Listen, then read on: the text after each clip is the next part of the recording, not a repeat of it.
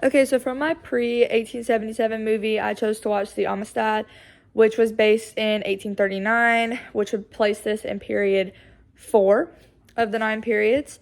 This movie basically started off with the Mende people on a ship called the La Amistad, which was going from Cuba to America. The Mende people attacked the leaders on the boat and tried to get the boat turned around to Africa, but it ended up arriving in America 6 weeks later anyways. After arriving in America, the Mende people were put in jails, and no one could really decide what to do with them. Everyone, of course, thought they were like property and slaves, and that they were like official slaves, not like just thinking that. And people thought that they weren't from West Africa. They thought they were from Cuba because that's where the ship was coming from, but they were actually from West Africa. And Spain even tried to claim them. Martin von Braun was president during the time, and he was trying to get them sent back to Spain, or trying to get them just sold as property here in the U.S. because he didn't want to deal with it, and he didn't support any type of anti-slavery. And the whole theme of the movie was that they were trying to avoid civil war, which, whatever. And so it went into this whole trial where you see characters like Theodore Judson, who represented a free black man in the North, and Roger Sherman, who was the the defendant's lawyer.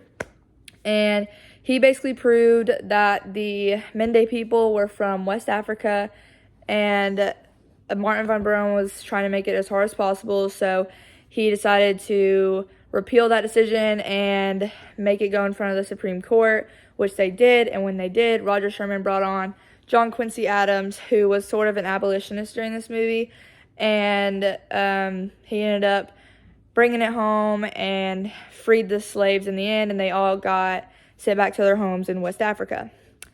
Sinke was the main character of the Mende people. He basically led them pretty much through this, and that's who Sherman and Adams communicated with.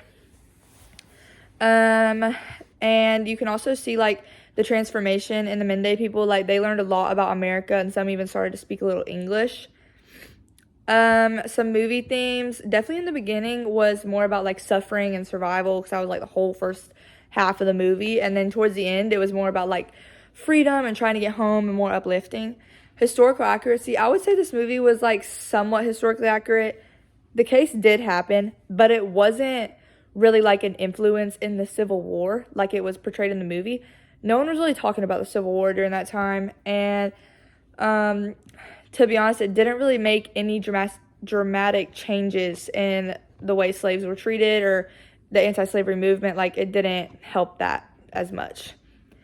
And new information that I learned, I didn't know about this trial at all, which I wonder, that was one of my questions, was that I wonder if there was any more cases like this, because I'd never heard of this before.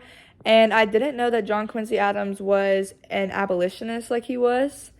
And one of my other questions was, how long did it take for Roger Sherman to get his career back on track after that? Because I know during that time period, when you try to stand up for stuff anti-slavery and good things like that, you get hated on by everybody, and then you can't find work.